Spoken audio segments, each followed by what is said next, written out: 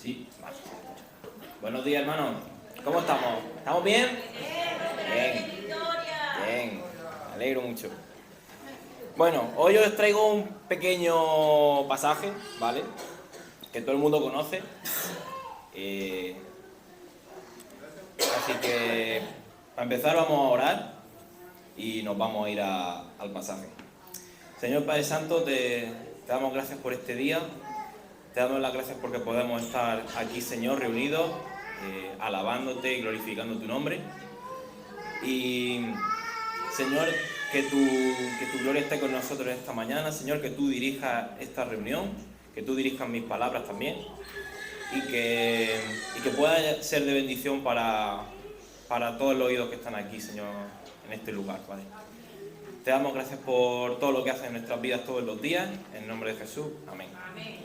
Vale, nos vamos a ir a Lucas 15, 11.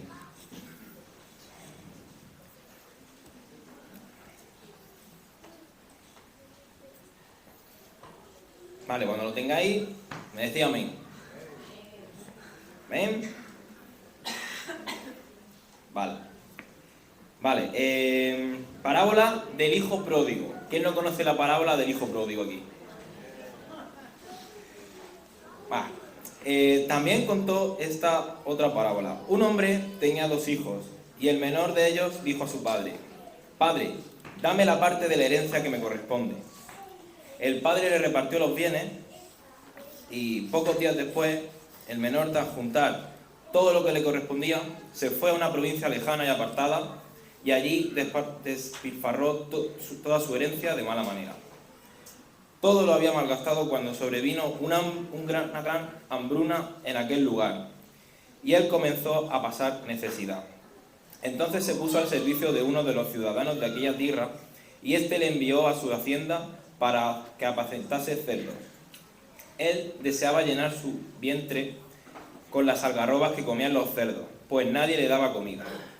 Recapacitando, se dijo: ¿Cuántos jornaleros en casa de mi padre tienen abundancia de pan, y yo aquí perezco de hambre?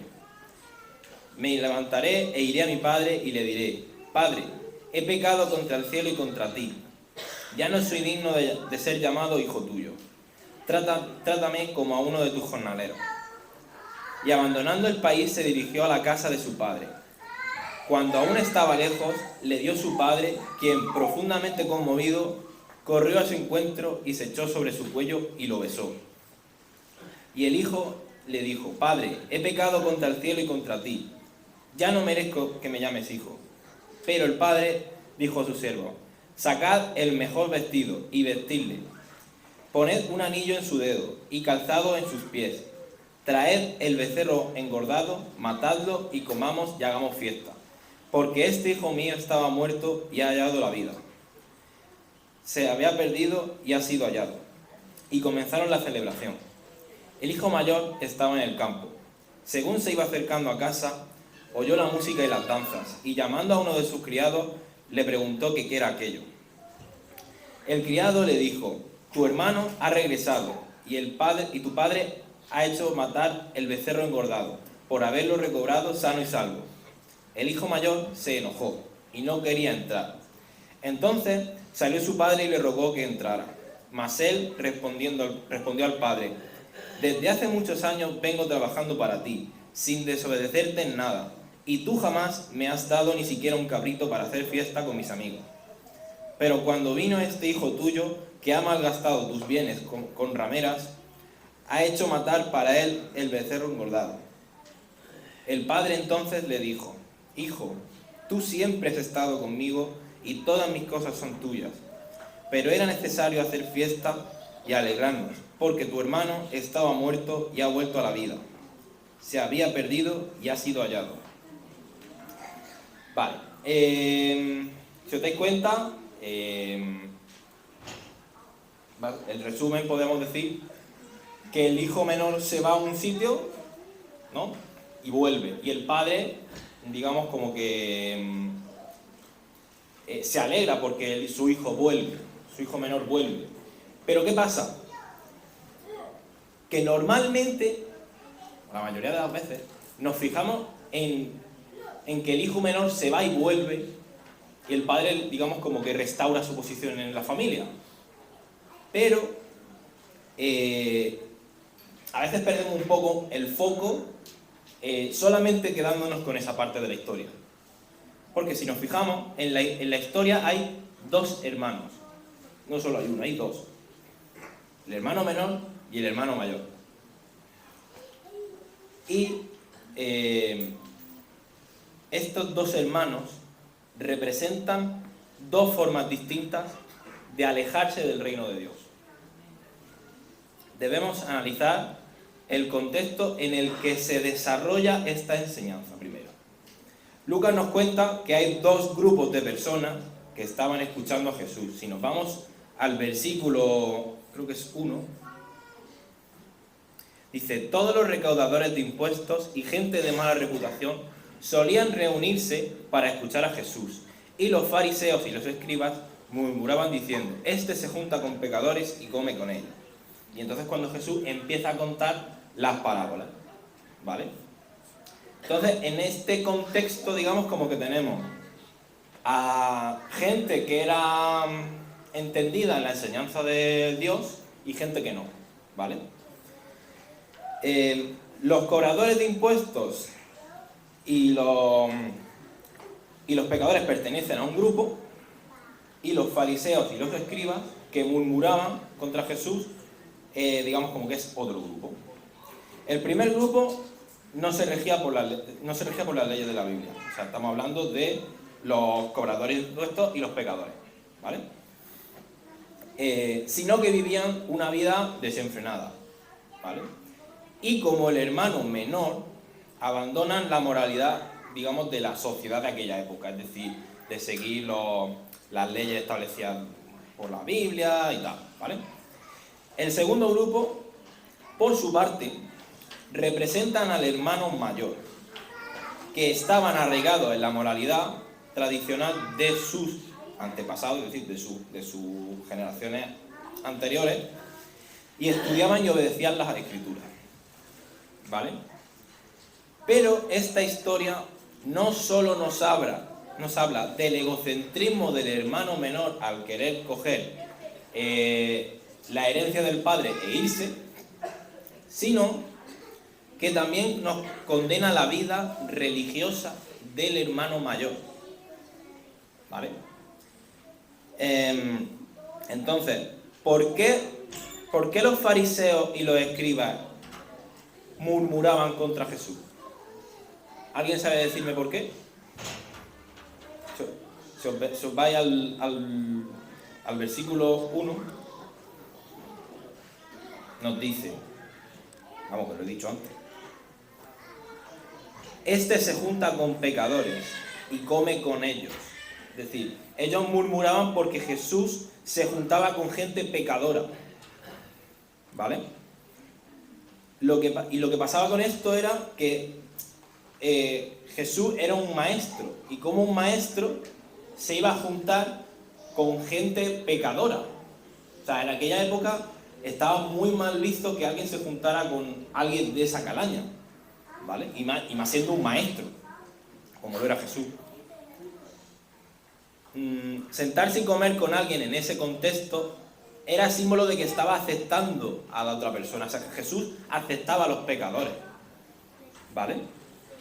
Y esta gente no era aceptada por los escribas y los fariseos, ya que ellos solo se juntaban con gente de su mismo estatus. Es decir, si tú eres escriba, yo me junto con escriba, ¿vale? Es decir, al mismo estatus social, vamos a decirlo así. Lo que está haciendo Jesús con esta parábola no es solo ejemplificar a Dios mediante el padre de la historia y al hijo menor con nosotros, sino que está recriminando la actitud del hijo mayor, que representa a los escribas y los fariseos, para que se den cuenta de su conducta, ¿vale? Y si os dais cuenta, esta parábola está dividida en dos actos. La huida y regreso del hijo menor, y el enfado del hermano mayor, ¿vale? Vamos a dividirlo en dos actos. En el acto 1 empieza con el hermano menor pidiéndole su parte de la herencia a su padre. Esto para aquellos entonces es muy chocante, ya que es como si le estuviese diciendo al padre: para mí estás muerto, porque la herencia solo se podría cobrar cuando la persona había fallecido. Es decir, el hijo menor le está diciendo a su padre: para mí estás muerto, dame lo que me corresponde. ¿Vale? O sea, es como si le estuviese deseando la muerte al padre. O sea, es muy fuerte lo que está haciendo el hijo menor. Pero es que encima de todo, la respuesta del padre es más sorprendente aún todavía, ya que en aquella sociedad la herencia no se repartía a partes iguales como ahora, sino que al hermano mayor le correspondían 2/3 partes de la herencia y al hermano menor 1/3 parte. Y eso aparece en Deuteronomio 21:17. Lo vamos a leer.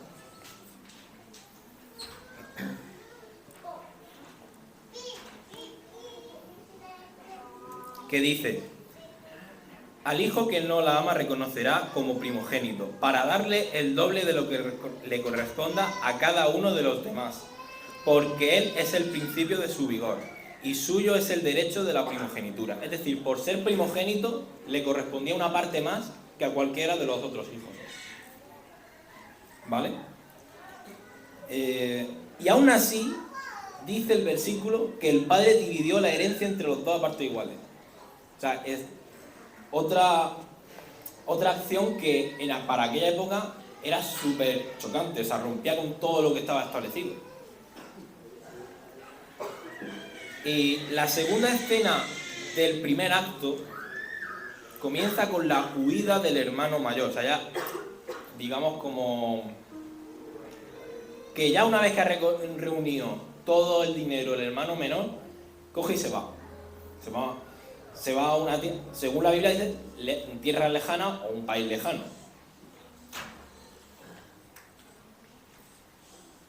Y coge y malgasta todo lo que le había dado su padre y lo que había podido reunir. ¿Vale? Pero, como bien lo dice en el versículo, hay una parte en la que el hermano menor recapacita y dice: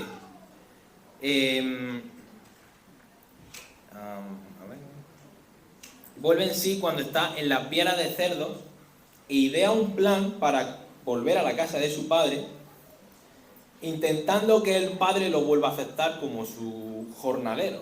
O sea, ya ni su hijo.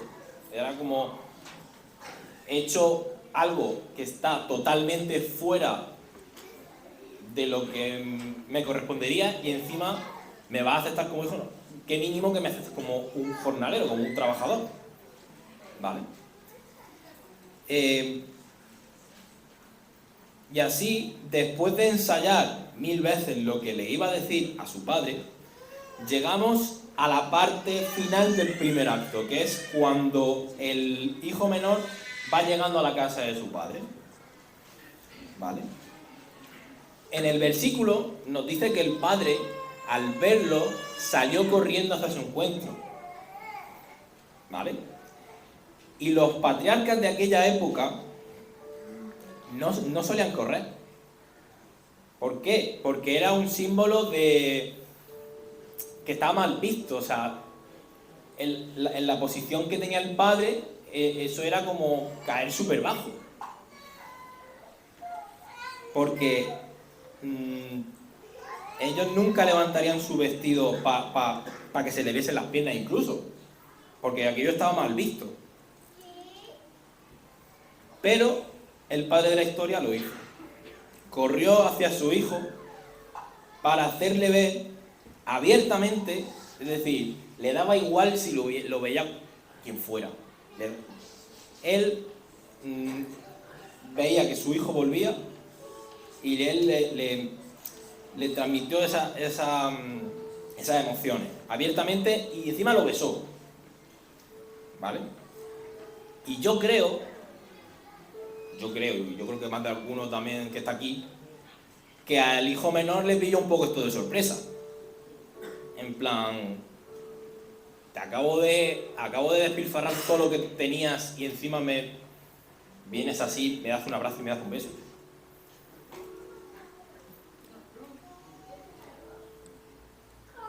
Aún así, el hermano menor le dice la frase que tanto ha ensayado durante el camino que él ha hecho.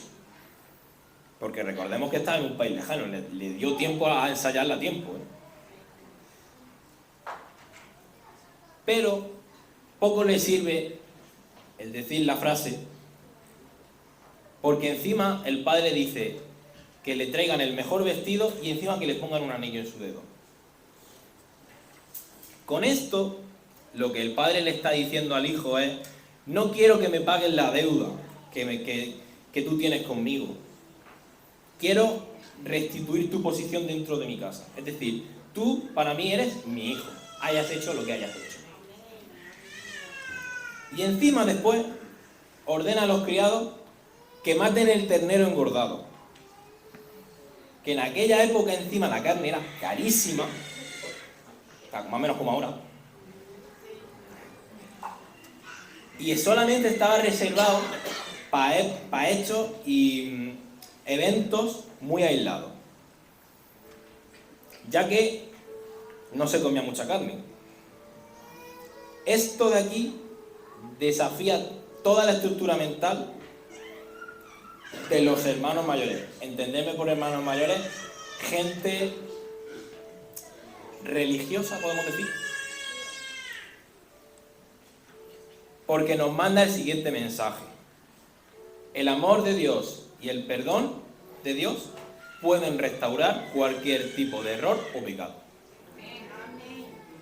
¿Vale? Y ahora seguimos con el segundo acto. El acto del hermano mayor. El segundo acto comienza cuando el hermano se entera de que su hermano menor ha vuelto.